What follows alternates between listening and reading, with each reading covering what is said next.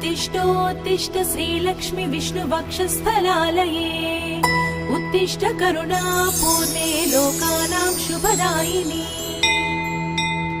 श्रीपद्ममध्यवसिते वरपद्मनेत्रे श्रीपद्महस्तचिरपूजित पद्मपादे श्रीपद्मजातजननी शुभपद्मवक्त्रे श्रीलक्ष्मी भक्तवरदे तव सुप्रभातम्।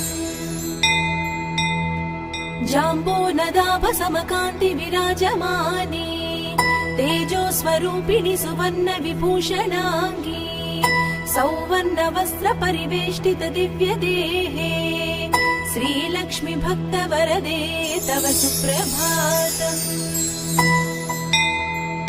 सर्वार्थ सिद्धिप्रद विष्णु मनोनुकूले सम्प्रार्थिता किल जनावन दिव्यशीले